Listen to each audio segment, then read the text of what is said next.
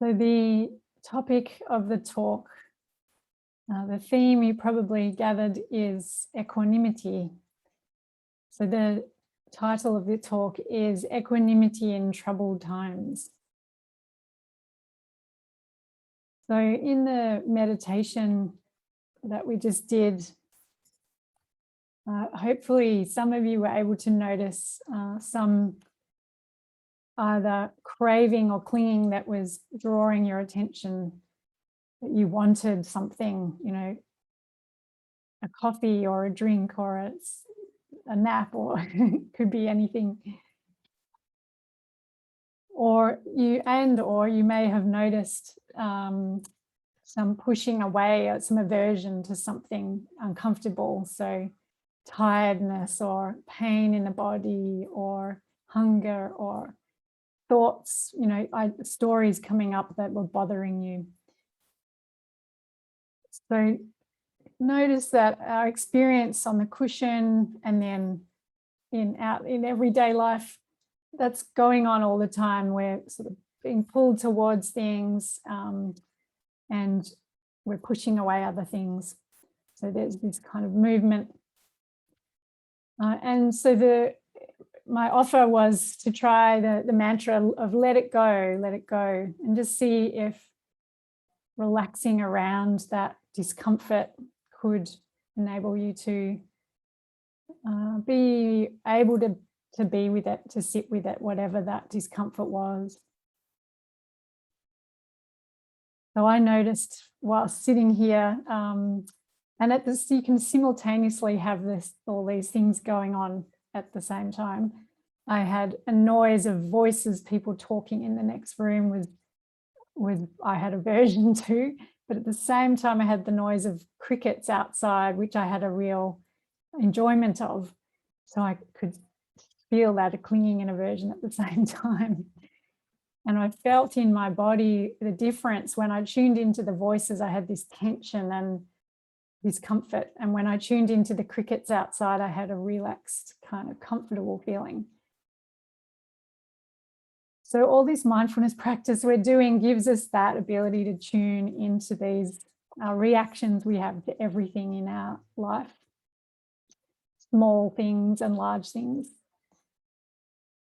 So Ajahn Chah, the renowned Thai forest teacher who's no longer with us, used to say that Buddhist training and practice was stopping the war.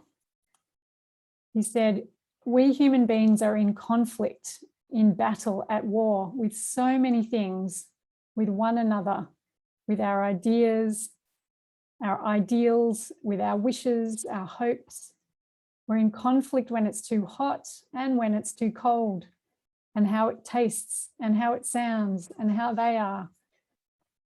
Why not step off the battlefield, stop the war, find the place of peace that's beyond and around, that's larger than all those conflicts? Why not live in peace? So yeah, this talk is about equanimity and peace and letting go. But I've really been dwelling on this theme because things seem to become more and more challenging in the world. You know, so much going on, so much conflict, so much rapid change. It's really hard. So how can we live with a peaceful heart amongst all of this? The Dalai Lama is famous for saying that he does not hate the Chinese communists, despite their destruction of his homeland of Tibet and their culture. He says, they have taken over Tibet, destroyed our temples, burned our sacred texts, ruined our communities, and taken away our freedom. They have taken so much. Why should I let them also take my peace of mind? So that's incredible equanimity, being able to be with that yet maintain his peace of mind.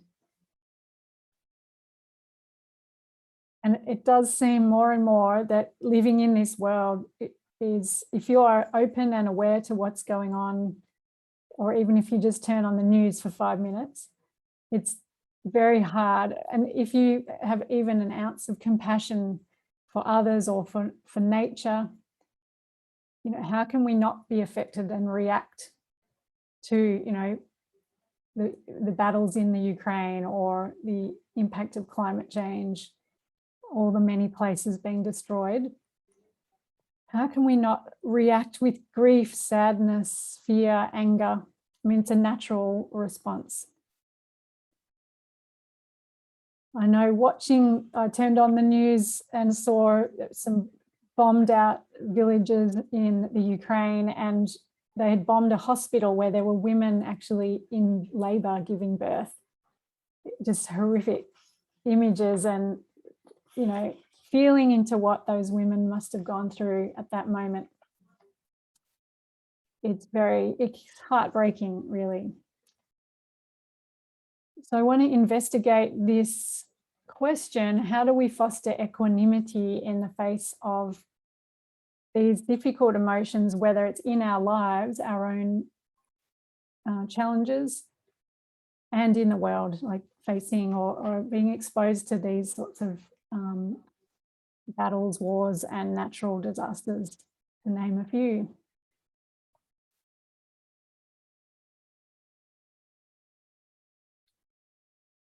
So you are probably well aware that that equanimity is one of the 4 immeasurables, so the 4 divine abodes, the Brahma Viharas. And so we need equanimity to awaken, along with loving kindness, compassion, and sympathetic joy, and they all work together. So equanimity means to be balanced. So having an even mind. So equus means even, and animus means mind or soul. So it means that we can be stable or composed in the face of big, challenging emotions, pain, or other phenomena that might cause others to lose their balance of mind. The Pali word for equanimity is upekkha, which means to look over.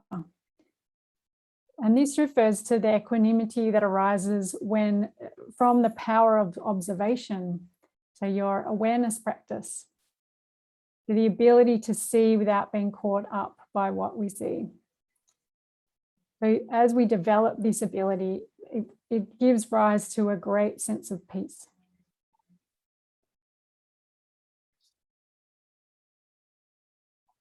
So equanimity, the Buddha taught, is protection from what's known as the 8 worldly winds. Those 8 worldly winds are praise and blame, success and failure, pleasure and pain, and fame and disrepute. So are we well liked, or are we, you know, not liked, whether that's at work or, you know, in the world? Fame and disrepute. So becoming attached to any of these, for example, success or being praised, it can be a setup for suffering, because then when it changes, when things don't go so well, we can crash back down again. So we can move from one to the other. It can be a very disturbing and unbalancing experience if we are clinging to those things, such as praise and blame, success and failure. But if we feel or understand that our sense of inner well-being is independent of these 8 winds, we are more likely to remain on an even keel in their midst. The Buddha taught that we should be like a mountain, and all the winds blow and the mountain is still steady and stable as a rock. So how can we do this? How do we foster this ability or this skill or quality to find this place of stability?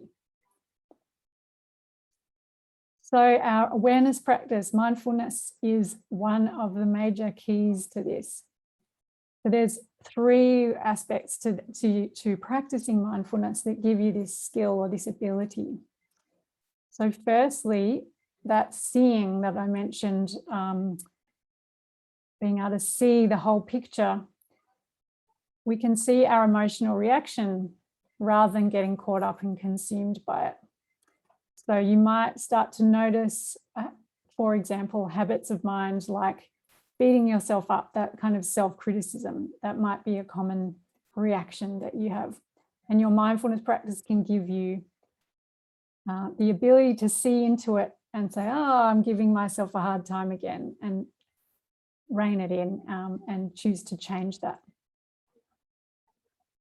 So the second benefit of our mindfulness practice is that it allows us to expand the window of tolerance of experiencing our emotions and pain and experiences of life. So what this means is where once, and you may have noticed this as your practice has developed over time, where once it was extremely difficult to feel an anger or to feel hurt or to feel pain in your body, over time it becomes perhaps easier to feel those experiences. You still feel anger or fear or the emotion. You still feel pain in your back or your neck or wherever it is, but it's less difficult. It is less overwhelming. So your boat is not rocked so much by the experience. So you're expanding the window of tolerance. Then the third benefit of your mindfulness practice is being able to see the impermanence of it. So this will not last. The pain in the body will not last. It will change. Everything changes. The anger that you're feeling, the hurt will not last. Everything eventually changes and passes. But nor will our excitements and our successes. They don't last either. So when we know that, we don't react so strongly because we know it's temporary. So an inquiry, a useful inquiry, when you're practicing, when you're sitting, or just throughout each day, you could ask yourself, where am I at battle with the reality in my life or with my thoughts? Where am I in an internal battle? Just notice. It might be small things, addiction, like wanting coffee or alcohol or cigarettes could be a battle, or it could be that self-criticism. And you can notice it by what are the repeated stories, what are the thoughts that keep coming up and up again. So the key practice here that is very helpful and fruitful is letting go, as I mentioned in the meditation, that mantra. So we need to practice the letting go. So because equanimity, it's a verb, it's a skill. It's not a place to be reached eventually and then all will be perfect. It is a skill and a practice that we do, and we practice over time. And so is loving kindness, compassion, and joy. They're practices. We can foster these. We can develop the skill.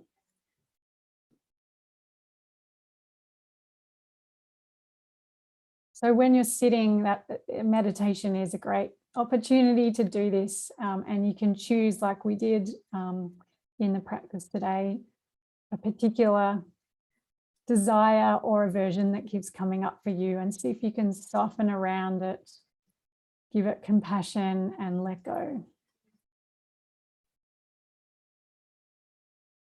Ajahn Buddhadasa said that nirvana, awakening, is available to all of us in the everyday. This is not something far away that only the real Buddhas achieve or attain.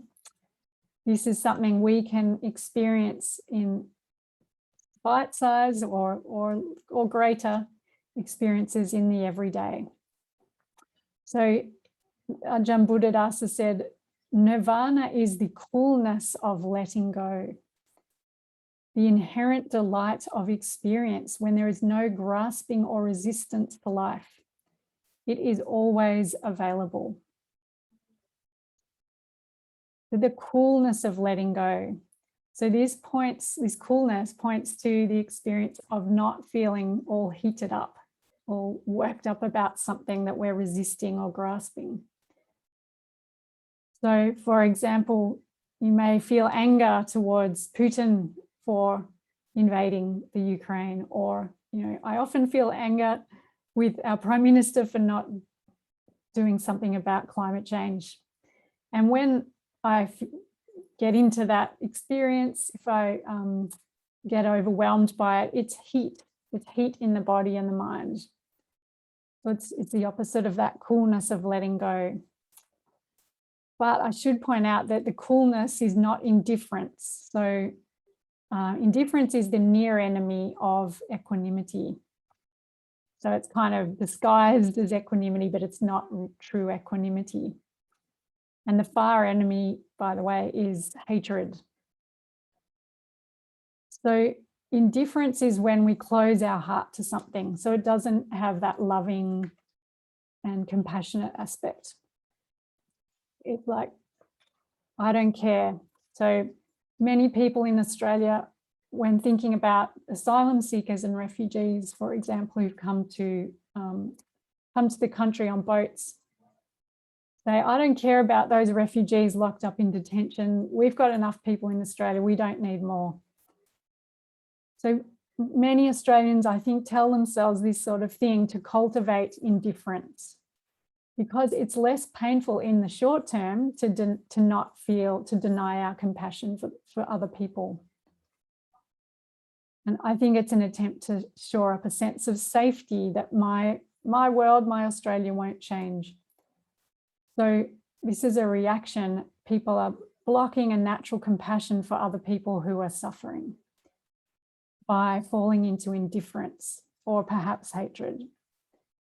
But that indifference, the not caring, I don't care, I'm not involved, that is not equanimity. So equanimity works with loving kindness, compassion, and sympathetic joy. So our heart mind can dwell in loving kindness and find peace there. But if our heart mind is indifferent, we're blocking compassion and loving kindness. If our heart mind is hating, even then we are heated up and disturbed, and this is clearly not equanimity or peace.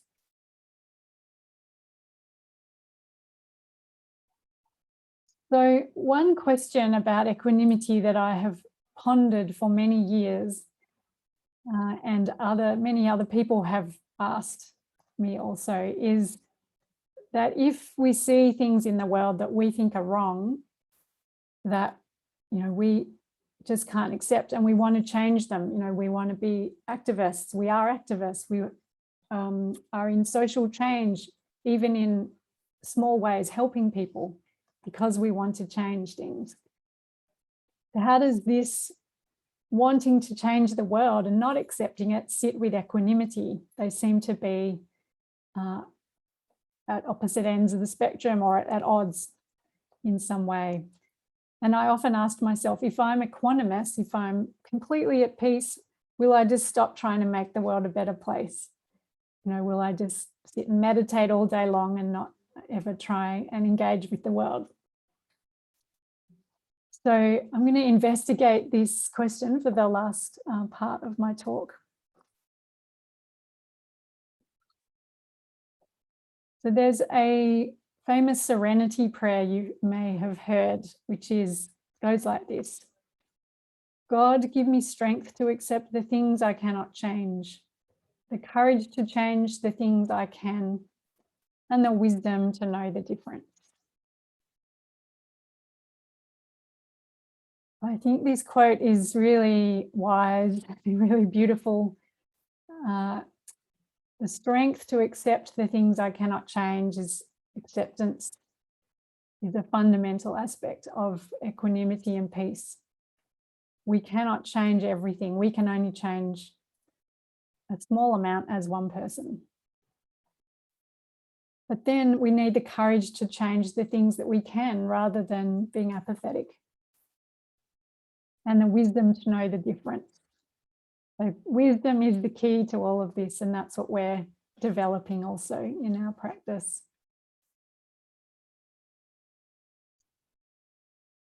So how do we grapple with this, wanting to change things? We want to help people. You know, so many people are suffering. We see homeless people, people without homes in Australia, just for example. And, you know, we often, or sometimes we just cannot sit with something and let it go. We really want to get out there and try to fix it. I have been an activist for 20 years, and I have spent many years trying to change things, particularly in relation to the environment and climate change. And this experience has caused a lot of a lack of peace in me over the years, and I've really had to work with it. I've suffered burnout from being an activist many times.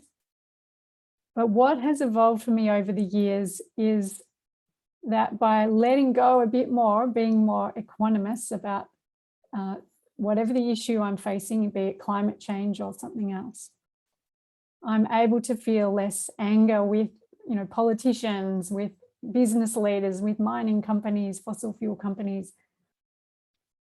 I'm able to feel less fear and anxiety about the damage being done to the earth and what it means for our future.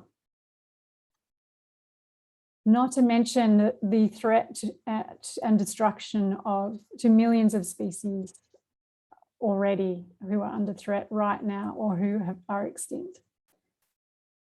So these things are heartbreaking. They're, you know, fear-inducing. If I dwell in those concerns, can be absolutely overwhelming. But I've, as an experience of using mindfulness and being able to sit with difficult feelings and difficult thoughts, difficult experiences, has given me that foundation or stability to be able to sit with them and still keep acting. So my attitude or my views, beliefs about the issues haven't changed at all. I still powerfully believe that humans have and are causing unconscionable damage to the planet, and that it's up to all of us to do something about it, to reduce our own impact or to seek change from our leaders or from our community, because that's just the right thing to do. But what has changed for me is that where once I was driven by anger and fear, as well as by love of the planet, but I was driven by fear. We need to do it all now. I've got to do it all now. And that energy, you know, was a recipe for burnout. I also had a personal attachment to the outcomes. So I felt that my identity was so tied up with being an activist that it was painful for me if it didn't go well. So if I didn't succeed, it was very difficult. And as an activist, you often don't see results for a long time, if at all. So being able to let go a lot more and have more space is the only way that I can do activism and engage with these sorts of issues. So instead of coming from a place of anger or fear or anxiety about where we're headed, I actually accept the ridiculous position we find ourselves in, that we're undermining our own human survival. But so my acceptance is not supporting what is happening at all, clearly not. But it is just acknowledging the reality of where we're at. And that is less painful and less draining for me. And it's not, I can still engage. I can still engage with the issues. I can work on climate action, for example. I'm not backing away, I'm not indifferent. So I can therefore be more effective and do more to help. So in this acceptance, I'm accepting that the world is a crazy place. There's crazy, bad stuff going on, but it's a beautiful place at the same time. I experience all of it at the same time. It's all here.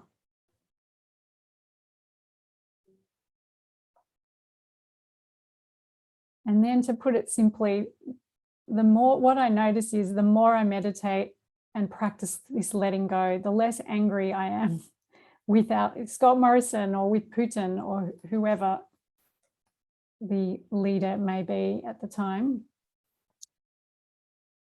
And the more loving kindness and compassion practice I do, even more so, the less angry I am, the better I feel. And again, my views have not changed. My beliefs and attitudes haven't changed. I just feel a lot better. But I don't feel the intensity of feeling that I once did, that anger or fear, because my heart has refocused on love and compassion. So I found a place that's bigger than all the wrongdoing of all of our leaders. So it's like there's a vast, endless container of our experience. And Scott Morrison's inaction on climate change sits within this vast space, alongside Putin's invasion of the Ukraine and all the other crazy acts of violence happening in our world.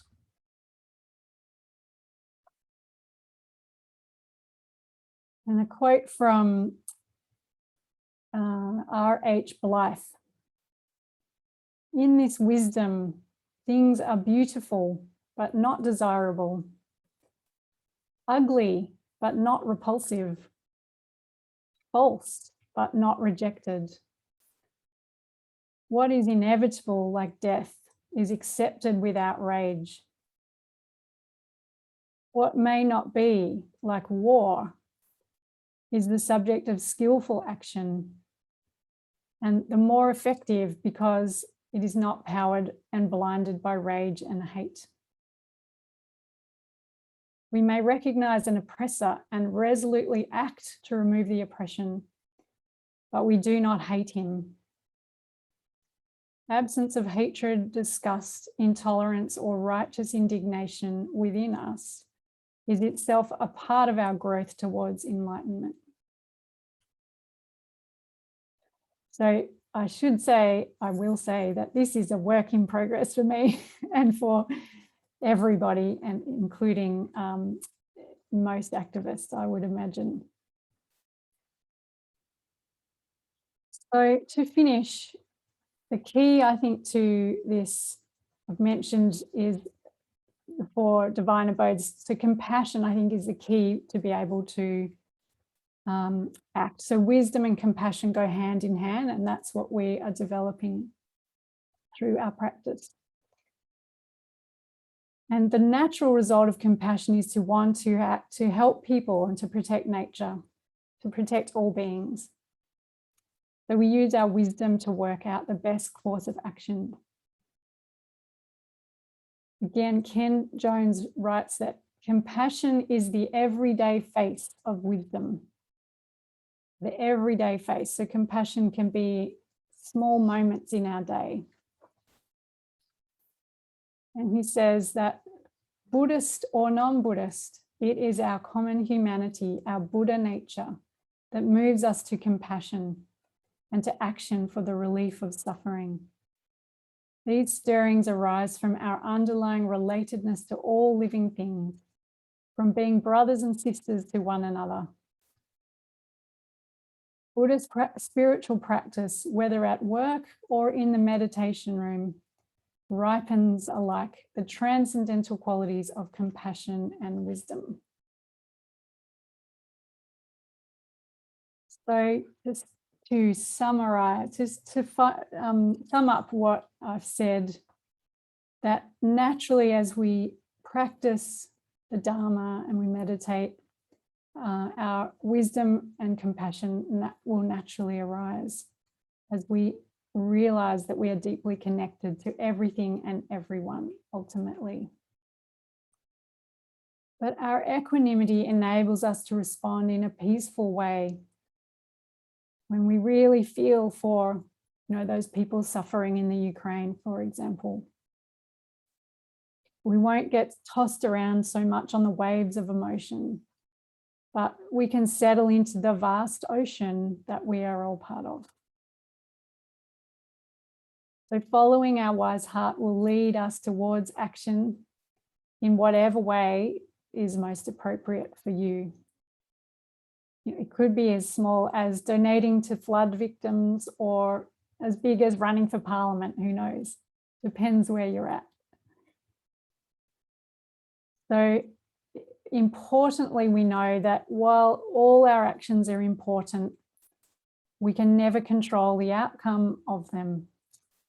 So we all have our own choice about these actions, but we're only in charge of our own actions and not anyone else's.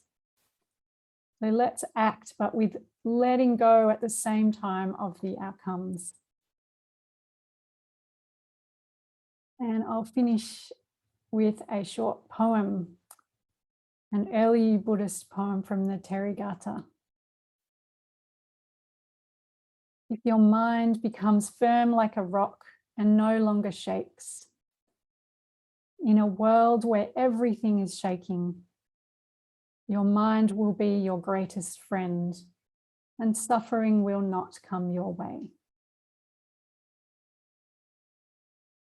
Thank you for listening.